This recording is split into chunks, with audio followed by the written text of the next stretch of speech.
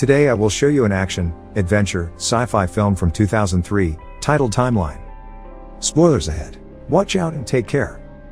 A man in medieval attire can be seen running away from a sword-wielding medieval warrior in a forest, when he suddenly appears in the desert in front of a modern car.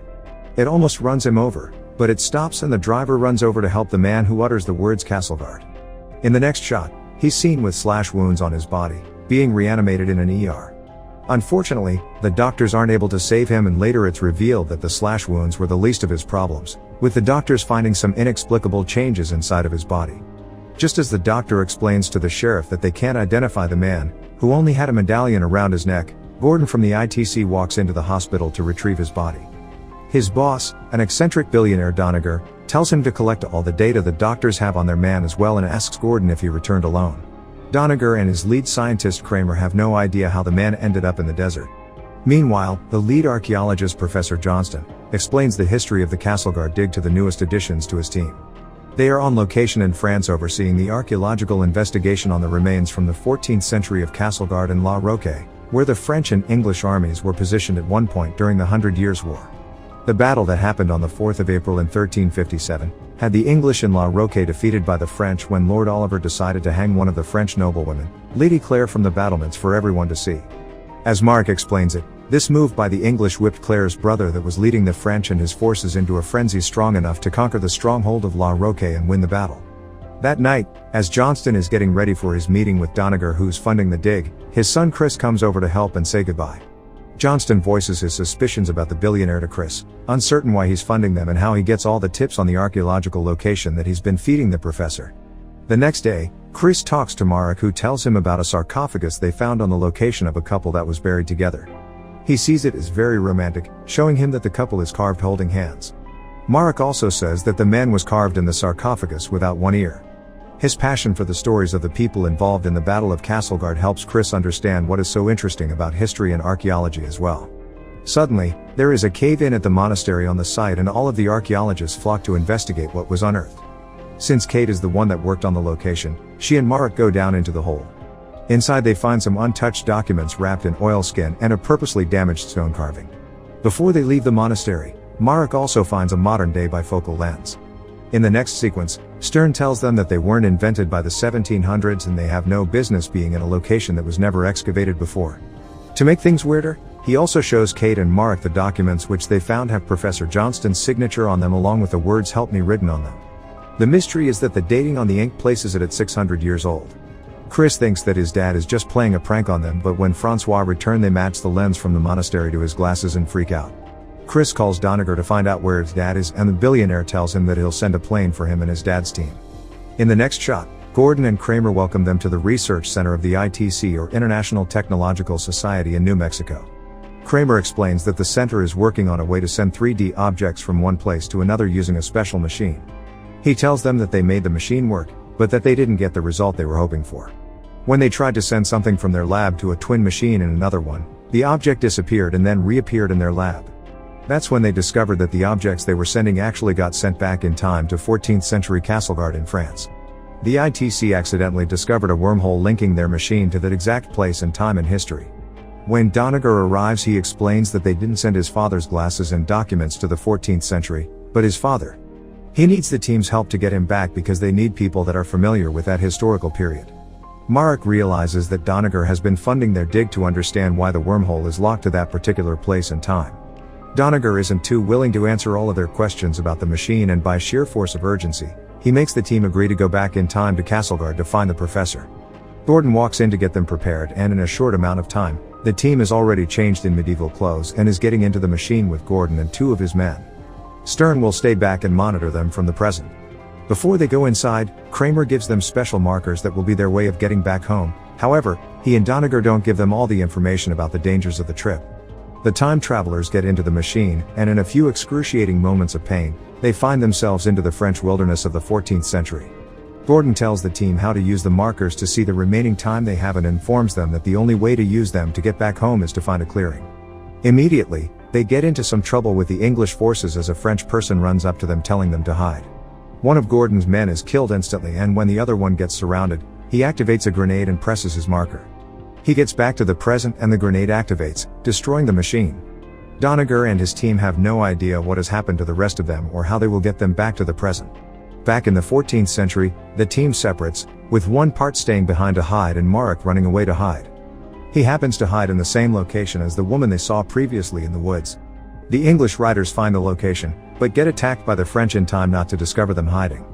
Marek and the French woman escape, reuniting with the rest of the team just as they arrive at the small village of Castlegard. Suddenly, the archaeologists realize that the date they were brought back to is the day the French attack La Roque and the entire place will be burned to the ground by the night. Gordon says that just means they need to find the professor faster.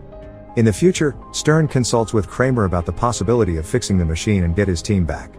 Kramer doesn't have a particularly optimistic outlook of the situation, but they will keep trying regardless until the markers holding the wormhole open are still active. In the 14th century, the team gushes when they see the actual building they were working on as it was in reality. Suddenly, an English troop finds them and captures them, taking them to Lord Oliver. There's a whole ordeal when he hears their accents, so Marek tells him that they're Scottish, with who the English happen to be at war too. The main problem is when he hears Francois speak with a French accent and he orders one of his men to kill him. The rest of them are taken as prisoners and put in the same location as Professor Johnston. He's naturally happy to see them and explains that the English found him in the monastery, but he convinced Oliver that he was a magister capable of providing him with a new kind of weapon. The weapon is Greek fire, which makes a liquid fire so intense that even water can't extinguish it. Marek and Kate are worried because such a powerful weapon can give the English advantage in the battle and even provide the means of altering the future. They suddenly realize that if they are brought up to La Roque they are as good as dead once the place is sealed off for battle, so they need to escape fast. Gordon tells them that they need to get to a clearing near the village to be able to use the markers, which Kate says show that they only have 4 hours left. Kate concocts a plan to climb out of the room through the roof and open the doors from outside, and Marek sees that the English have captured the Frenchwoman that helped them twice already. Being a very good climber, Kate manages to get herself on the other side of the building via the roof and then gets inside through a window. To get to the door she's forced to kill one of the guards, then release the rest of the team. Marek decides to help the Frenchwoman and they separate. He kills her guard, but before he can set her free, Marek is attacked by De Carre, one of Oliver's closest men. Marek escapes him and gets into the Frenchwoman's room, where she tells him to help her break out through the wall. While they make a hole in it, De Carre rips through the door. They escape just in the nick of time. The rest of the team follows Gordon as they try to get back to the future, but things are not looking great for the machine. Kramer and the others are happy that at least they know their people are still alive. In the past, Chris fights with Gordon, thinking that he's trying to get back and leave them behind. Gordon has figured out that his marker isn't working, so he tells Kate to press hers. Unfortunately, neither does that one. They walk away from the clearing to hide because the English are after them. Meanwhile, Marek and the woman escape from Castlegard through the river and he makes a move on her.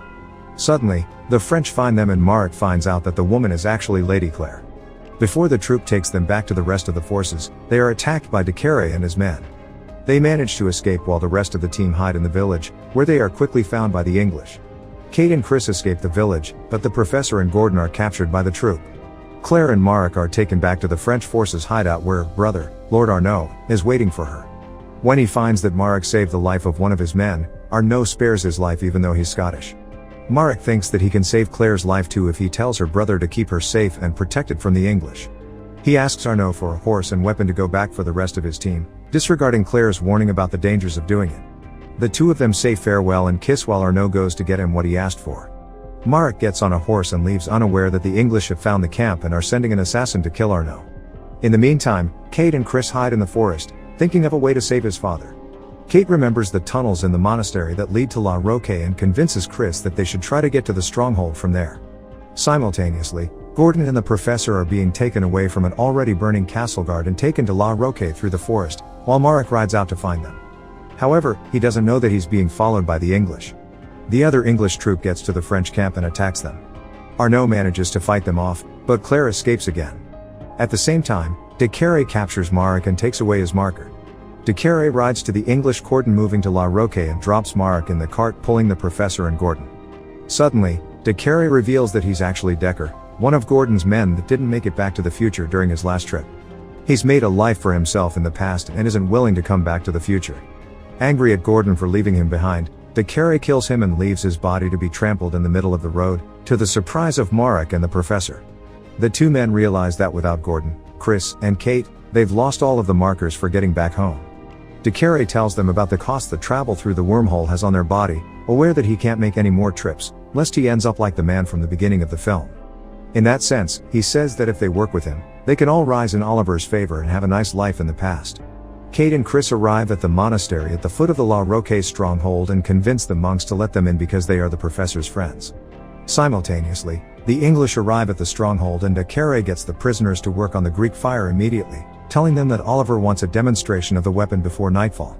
The professor and Marek see that they were provided with all the materials needed for the weapon when Johnston has a crisis of conscience, realizing that it might influence the course of history. Marek tells him that by saving Claire, he might have already done that, so they get to work to at least save themselves. In the meantime, Kate and Chris find the chamber that she was working on when one of the monks tells them that Arnaud is getting ready to attack the stronghold. This prompts them to hurry to find the tunnel, so they go under the monastery. Down there, Kate easily finds her way to the box where the leather parchment with the documents was found. They see the doctor's glasses in the box as well, but put them back so they can find them again in the future. Suddenly Kate figures out where the tunnel is hiding when she sees the stone carving that was damaged when she found it in the future. She grabs a tool and starts breaking it down while Chris holds back the monks. He helps her push through the stone in the end and they find the tunnel. Before they get inside, she tells one of the monks to find Arnaud and inform him about what they found. She and Chris get inside to find the opening on the other side, while the professor and Marek work on the Greek fire. The French forces are ready and attack the stronghold with trebuchets, but Oliver isn't worried yet because he's waiting for his special weapon. The professor and Marek come up to him ready for their demonstration. While the French are still firing at La Roque, Marek lights the Greek fire and hits one of their trebuchets. At first, it looks as if the weapon has done little damage, getting Oliver angry because he thinks it doesn't work. As the French try to extinguish the fire with water, it keeps getting worse, spreading everywhere. The more water, the more fire.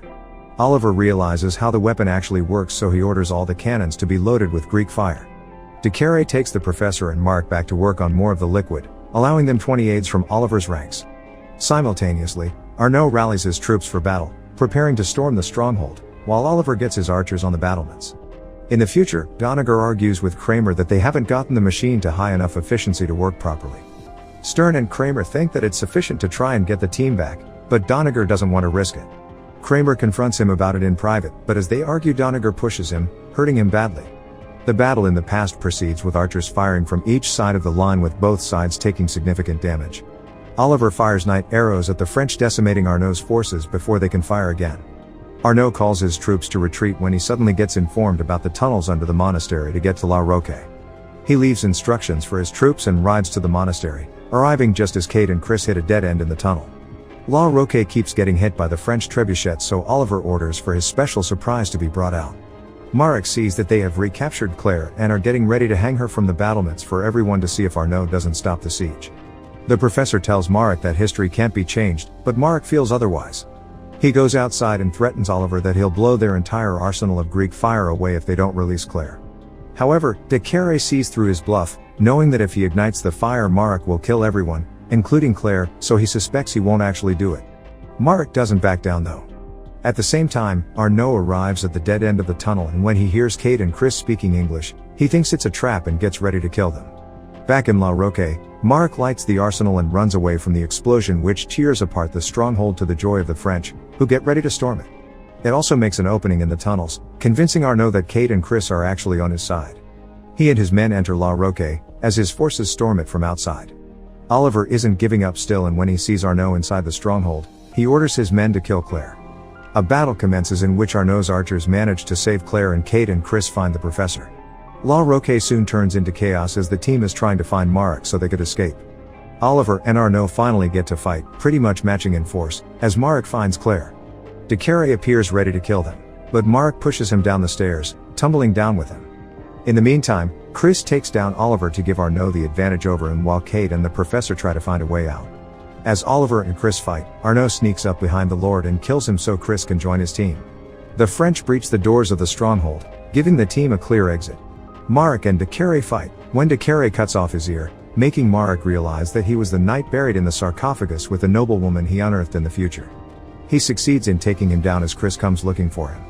Marek tells him that he will stay in the past, but finds his marker on de Carre and gives it to Chris so they can go back home without him. He will stay with Claire. In the future, Stern locks himself in the main operating room for the machine, getting it ready for the last remaining minute in which the team can come back. Doniger, however, enters the room with the machine to disable it.